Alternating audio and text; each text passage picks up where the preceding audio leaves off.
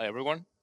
My name is Ivon. I am head of DeFi at Reserve. Reserve is it's a platform that allows anyone to create tokenized index products. Now, we like to call these products decentralized token folios or DTFs.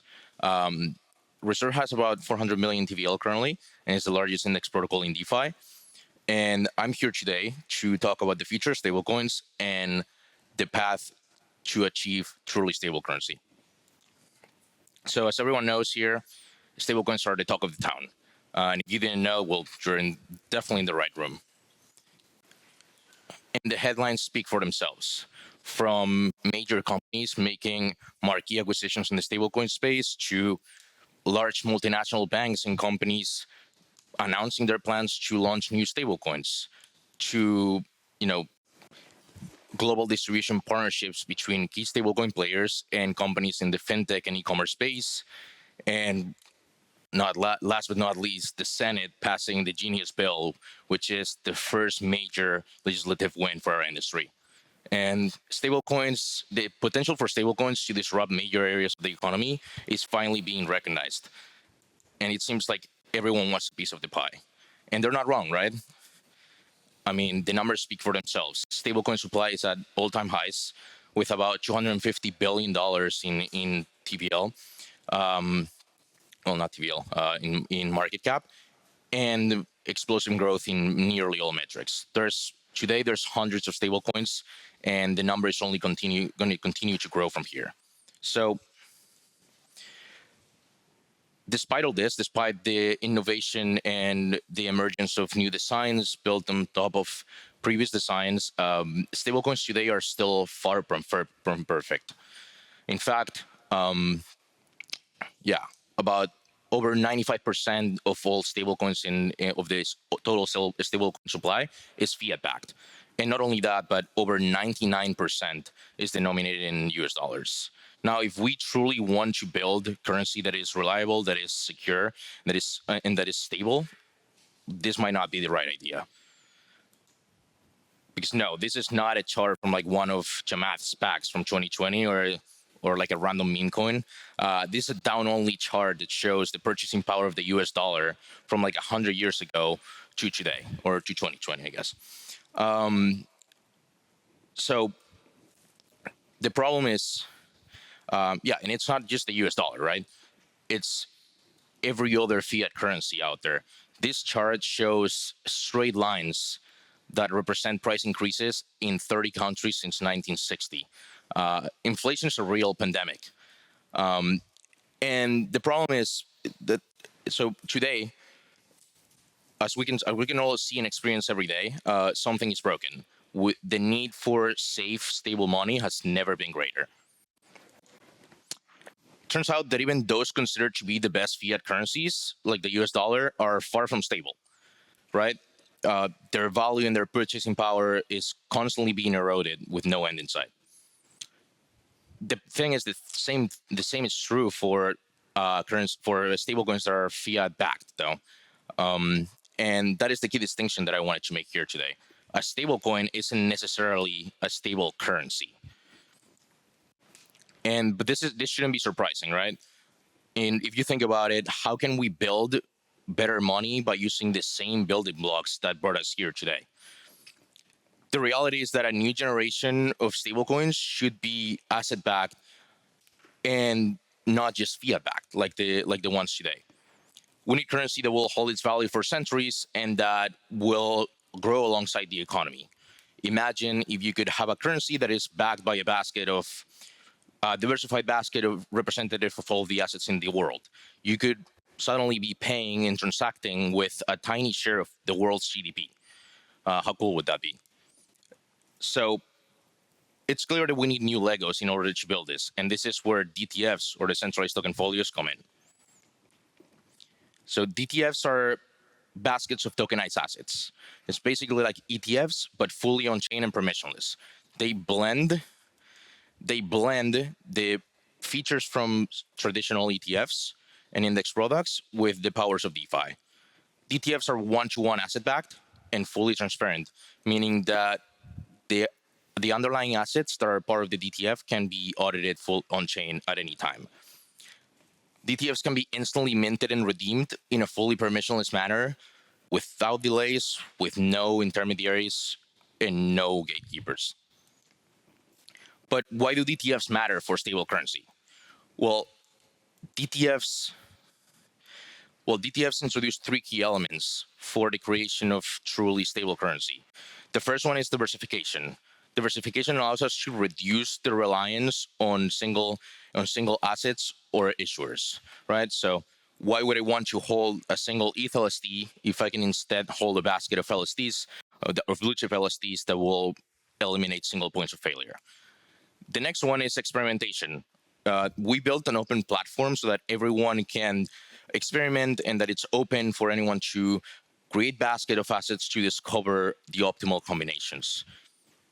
And lastly, evolution. As more assets are tokenized, we'll be able to experiment with novel designs for currencies that are floating peg and that are asset backed instead of just pegged to inflationary fiat currencies. DTFs are really an open playground for combining different asset classes in one basket. You might have a DTF that combines DeFi yields from yield-bearing stablecoins from yield-bearing strategies on denominated on ETH or on Bitcoin, and combine this with any other asset class that you want. You might want to include real estate or treasuries or private credit or stocks in any form really that you can imagine, from active strategies to structured products to market indexes.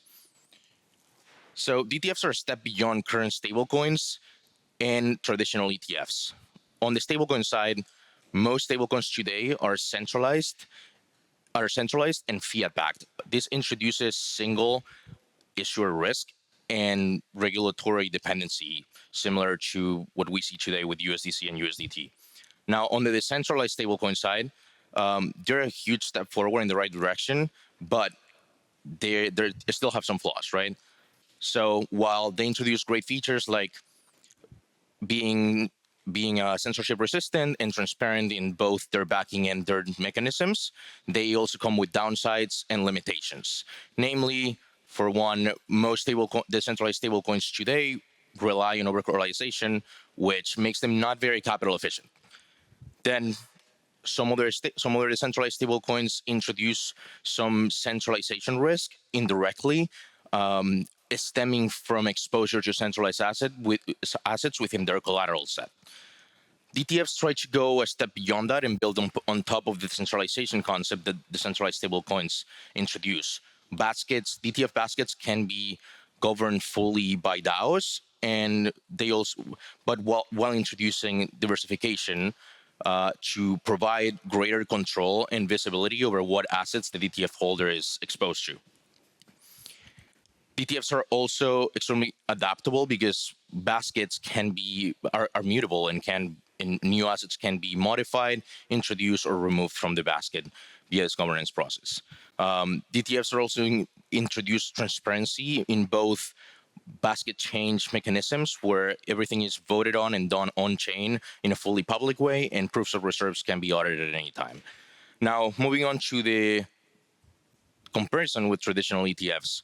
DTFs supercharge the features that traditional ETFs already have by leveraging blockchain rails. So one immediate consequence of this is improved access and speed.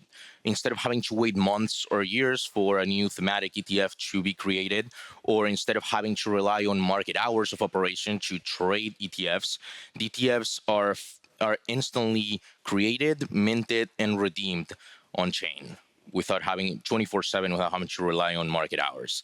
Now, DTFs are also extremely composable, and this might be the most important concept here, because they, instead of working in a siloed system like ETFs, they operate and are fully integrated into the DeFi ecosystem, having access to any tokenized asset that you want. And this is extremely important because the perfect storm is brewing for DTFs. Index products are a huge success in traditional markets, since the launch of the first mutual index funds to continuing with actively managed ETFs to passive ETFs. Even though mutual funds came way early, ETFs quickly closed the gap to make up combined about 50% of the total US stock market today. Now, if we compare that to crypto, only about 0.03% of all tokens are in indexes today. With tens of thousands of tokens being launched every day, it's clear that the natural step for crypto is to adopt index investing as more predominant and for index investing in crypto to grow significantly in the coming years. Separately, we've seen an explosion for the tokenization of assets, as we're all aware. Recent reports from leading banks and research institutions forecast RWAs to grow exponentially in the coming years, reaching market sizes between single trillions to tens of trillions by 2030. And this is a huge step up compared to the size of the RWA market today, which is well under 100 million. So how does this translate into real world impact and use cases for DTFs? Well, today, DTFs enable access to broad market indexes and sector indexes within crypto, to decentralized USD-backed stablecoins, and to tokenized yield-bearing indexes denominated in USD, ETH, or whatever other denomination. As more assets are tokenized, tomorrow we'll be able to experiment with different currency designs, touching virtually all asset classes available. In the long term, experimentation with optimal baskets designs will fuel the evolution from fiat dominant currency to currencies with baskets representing the GDP of the world that can hold its value for centuries to come. Now, to close it off, I'd like to extend an open invitation to everyone in this room. We might not know what the next world reserve currency might look like, and honestly, it would be too arrogant for me to say that we know what it would look like. But what we know is that the current system is broken, and that the next generation of currencies needs to be asset-backed, needs to hold its value for centuries, and needs to grow alongside the economy. We're creating an open platform so that as more assets are tokenized, anyone can go and play with different asset combinations and different baskets for creating new currency designs. I invite everyone in this room to work together, to experiment, to innovate upon current designs and with different asset baskets. Because while I might not know what the next world reserve currency will look like, if I had to bet, I'd say that the people in this room will play an instrumental role in creating it. Oh, thank you.